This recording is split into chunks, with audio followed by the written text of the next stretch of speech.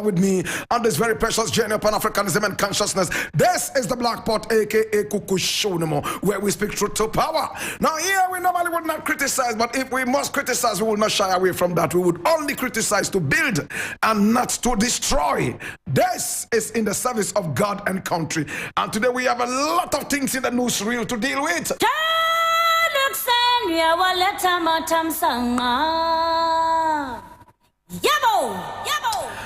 Now, my brother, my sister, today we have a number of things to look at, and I want to start with this one here. It says, don't approve new ministers designated. NDC tells minority. And of course, this is coming from my own 3 News, your most authentic source of news online. If you are ready, let's get into it.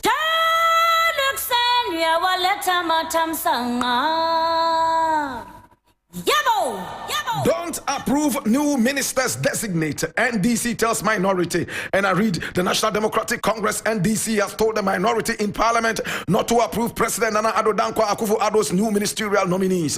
The NDC said it has long expressed concern over the very large size of the current government and shares the views that it must be reduced, bearing in mind the current massive economic mess the country has been plunged into by the Akufo-Addo Bawumia government. Now, despite numerous appeals, the main opposition party said in a statement on Sunday, February 19, signed by General Secretary Fifi Kwete, that President Akufo-Addo has quite characteristically remained adamant and tone deaf. The leadership of the NDC has, against this backdrop, directed the minority caucus in parliament not to approve any of the new ministerial nominees and to further push for a reduction in the size of government with a view to reducing the needless drain on scarce public resources. In this moment of haircuts, the most important thing the government can do is to do a government haircut.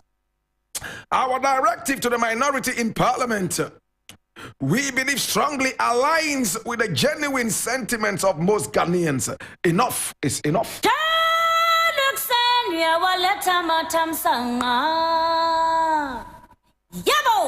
Remember, we are streaming live on Facebook, man. Join me right now on Facebook and you'll see the emotions live in the studio. And at the same time, make sure you share the page. No 2 weeks about that. Share the broadcast. Hear me now. Let's get into this.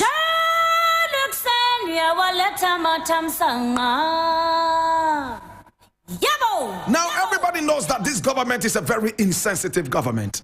This is a government that is led by ego-filled people.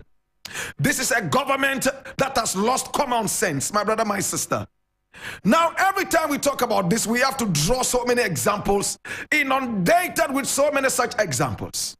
My brother, my sister, listen, this is a government that is building a cathedral at a time that hospitals are totally missing. At a time that we are breaking down so many hospitals and cut sword to build 111 hospitals. Up till now, nothing has been done.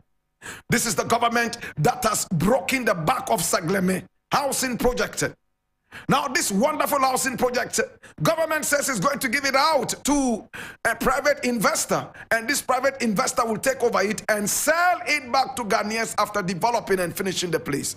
I sit back and I ask the big question: why wouldn't the private investor rather finish it, rent it out, make his money within a certain period that will be decided by the government and the people of Ghana? Right after that, the whole building project reverts to Ghanaians. And of course, in very good condition. It must be reversed to the Ghanaian government in a very good condition. No, this government is interested in selling legacies of the nation.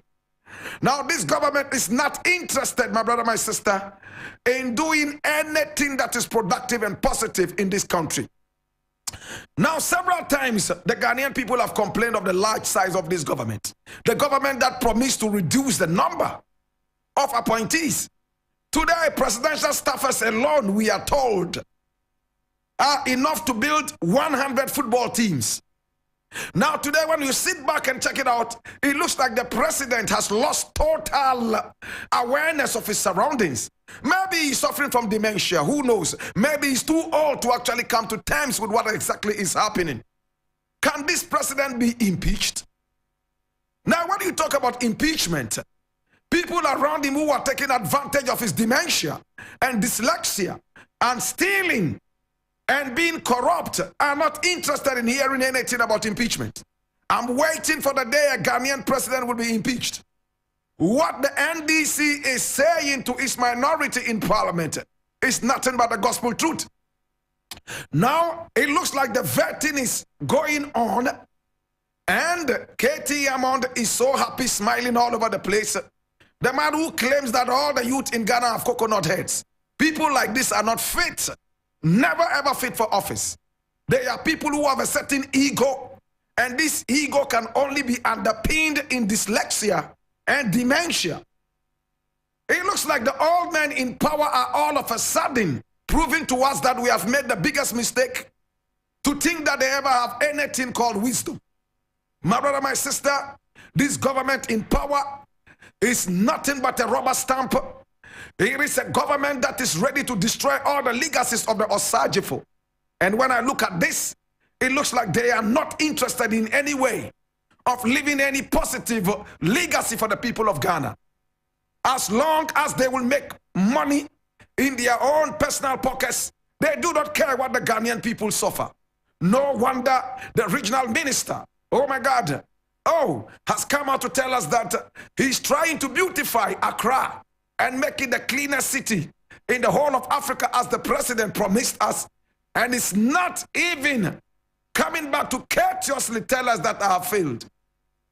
What is the man saying? His own party people are fighting him when he's trying to do positive things. I'll leave it here. We have so many things to deal with today.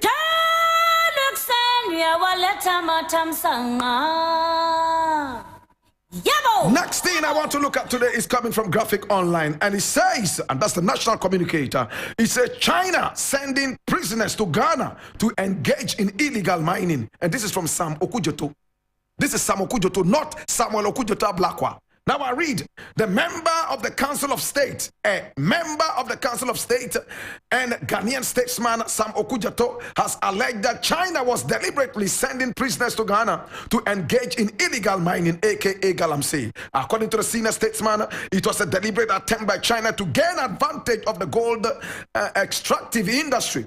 Now, speaking at an Institute of Economic Affairs, IEA, roundtable discussion on natural resources, Mr. Okujato said it was time Ghanaians rose to fight illegal mining in Ghana. Now, do you know the cost of the Galamsey in Ghana? We are allowing China to send prisoners to come to Ghana, he alleged. They go there and they collect the gold. China is deliberately trying to destroy our country and leave us so that we can depend on them. My God! This is one of the boldest things I've heard from a statesman. Now read his lips. He says China is deliberately sending down prisoners to take over our mineral resources so that we will continue depending on them. Hallelujah. It looks like the dumb people in power are not hearing this wisdom.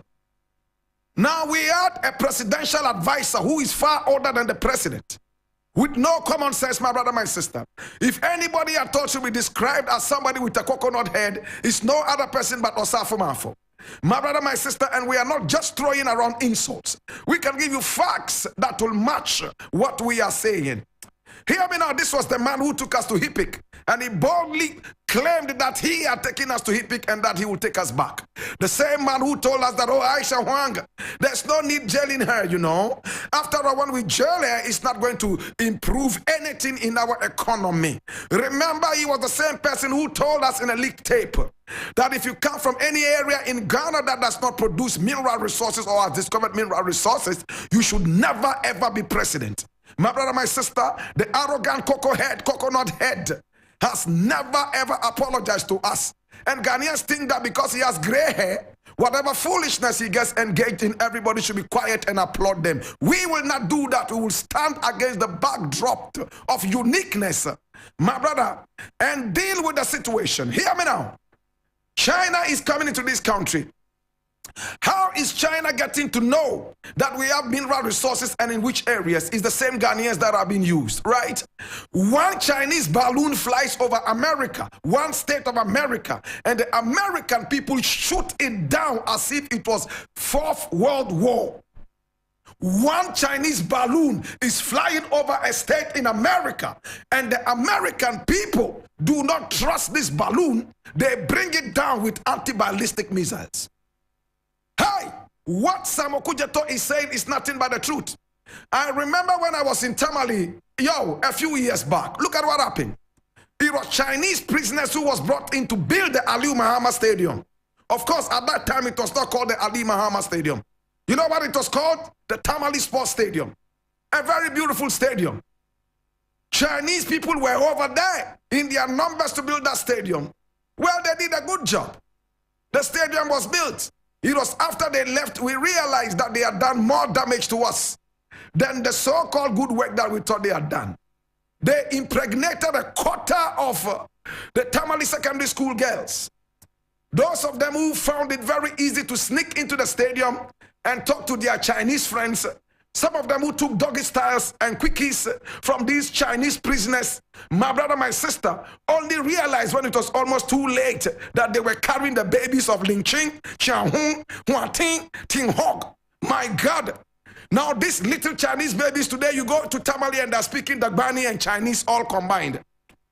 The school almost closed down because a quarter of all the females in the school were carrying babies that belong to Guangzhou and Beijing.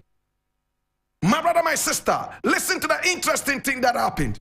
Some of the girls were taken back to the stadium to be able to point out which of the Chinese men impregnated them. And you know what it was? They all looked alike. They all looked alike. And the girls started saying something else, which was funnier than anybody could imagine. One of the girls said, well, I can only remember what his teen looked like. It looked so short, very, very short. He could not even wear the Ghanaian condom. It was too big for him. This is reality we talk to, you know. Some people would think it's a joke, but this is reality. My brother, when the authorities stripped these 5 Chinese guys who were put on parade to check out if they really had small things, all of them had fingerlings. So they couldn't actually tell which one of these impregnated these. So the Chinese babies are in Tamale all over the place. Today when you enter Tamale, you see a Chinese Dagomba who is called Mumuni Ching. You will see another one called Fuseni Ling. They are all over the place, my brother, my sister. And what work did they do? The stadium is breaking down right now. Oh my God, what a scene thing. Listen, man, on a more serious note, we are going into what is known as neo-colonialism, as Nkrumah said. You remember the Chinese ambassador to Ghana telling us that, listen, we do not know where gold is in Ghana. It is the same Ghanaians who are leading us to where the gold is. And this should not stop you from cracking the whip.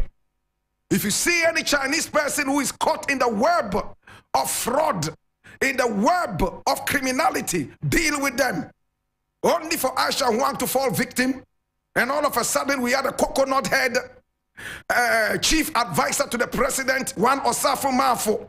Tell us, my brother, my sister, that, let her go. After all, everything is everything. They shipped her back, first class, back to Guangzhou.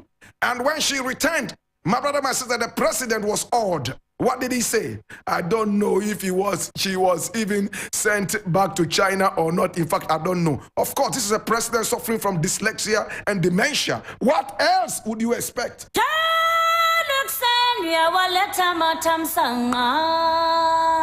me now. Hi, until we go to the bargaining table with patriotism, we will keep fighting our own selves and shooting each other down. The only way we can fight this galamsey is patriotism. Radio stations and TV stations and the media must go back to the days of Kwame Nkrumah, when almost every radio station played Yanera Assassini, until we get back to those days when we all were made to stand patriotic, when we all were made to stand away from criminality and look at the country first. We will continue tickling ourselves and laughing. We will continue carrying water in basket. In fact, we will continue chasing our shadows. Hallelujah. Think about it. I am so hurt. It looks like we're getting back into colonialism.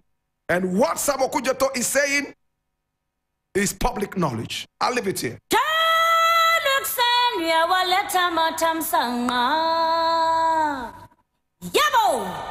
Next thing I want to look at, and this is going to be really quick, it says soldiers clash with Nalergu youth in attempt to arrest illegally skinned Bokunaba and Mampurugu overlord. I read, armed soldiers deployed to Nalergu to arrest a purportedly skinned Bokunaba, and the overlord of Mampurugu clashed with the town's youth at midnight.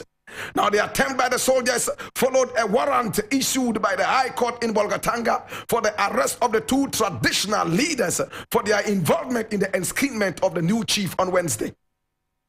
In a press release issued by the Information Ministry on February 15, the government said the act is a national security violation.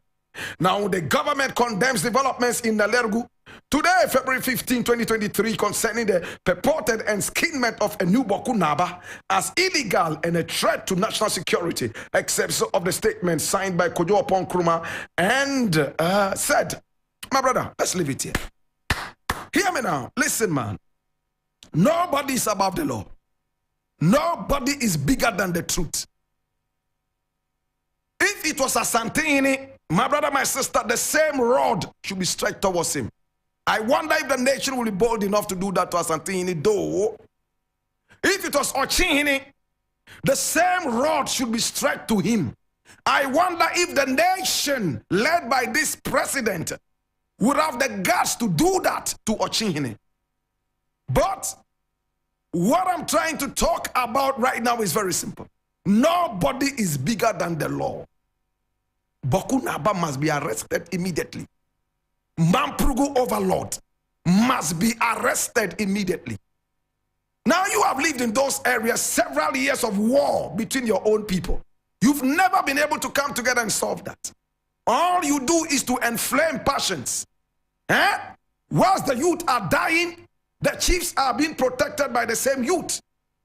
When the youth are dying, these chiefs and their children are very safe. Some of them even have their children abroad schooling. Some of them have their children in other parts of the nation. And these parts are very safe. They sacrifice the youth, all in the name of chieftaincy, and they are shot and killed every now and then as they kill each other. My brother, my sister, what this nation is doing is nothing but perfect. If Mount Purugu overlord is arrested, if the new Boku, whoever, is also arrested, the nation will start respecting the law. We all came together to respect the law. Why is it that some people want to take the law into their own hands? Again, as I endorse this, I want to also sound a word of caution. If it happens to the other untouchable chiefs of Ghana, please stretch the same rod. Look what is happening in Boku. Pregnant women are being shot and killed. Not one member of the families of the chiefs involved has been shot. None of them has been killed. Yet these old chiefs and overlords sit back. They have no idea as to how they will be able to solve these problems.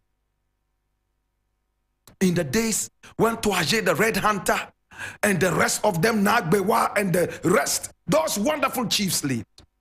In fact, they had a way of dealing with conflicts. What happened to the legendary kola nuts in the north? To break the kola nuts and make peace reign. Can the chiefs not come together and put aside all the differences, all in the interest of the generations to come? But this issue has lingered on all this while, and all we do is to inflate passions. My brother, my sister, the people in the north are very wise people. They are a very, very wise people, and by now, they should be sitting back to deal with some of these issues. We just came out of the Yendi crisis, and all of a sudden, another crisis looming. Every time we hear about chieftaincy disputes, everybody looks towards one direction, and that is the north. Enough is enough.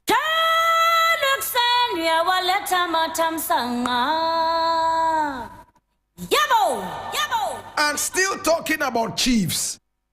In fact, we need our country to respect traditional authority.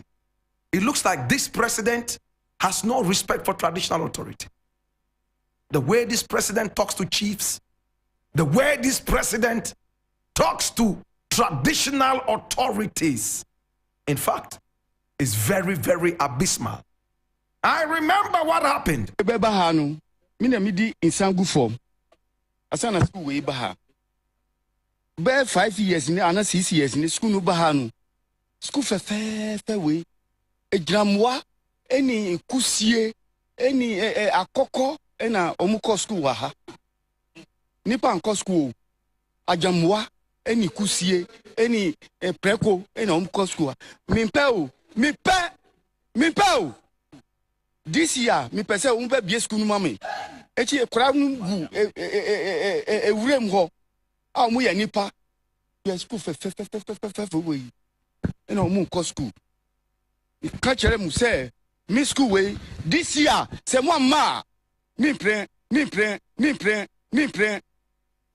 o enya de me pre da enti mi srem omo ambe ya e de na obe ka yes ha un be fa school nu ko un be pa jako na mi fa asase nu kwa bo mu ntwa mika mu ntwa mika o mu be fa school nu ko mi sremu mi ni abre papa fi no meet me ka papa enti mi sremu mi pesa agramu abe ko school wo mi sase nu su mi penipa ni ko mi pa o eni akoko eni akoko eni akoko eni akoko mi pre eni akoko mi pao mi pre mi pao mi pre eni akoko ena omuko school wa ha mi pesa agramu abeko school wo mi sase nu su mi pre mi pesa agramu abeko school wo mi sase nu su eni akoko mi pesa agramu abeko school wo mi sase nu su mi pre mi pao mi pre mi pesa agramu abeko school wo mi sase nu su mi pao mi pre o enya de me pre da. All right, so my name Blakk Rasta, and I want to say thank you so much, my very good brethren, Eric Mawena Egbetade. He's always very well dressed. Eric, how are you doing? You doing good today? People of the UN General Assembly. Everything good? Yes. Oh my God, you're always very well dressed. You must be making some good dollars, huh?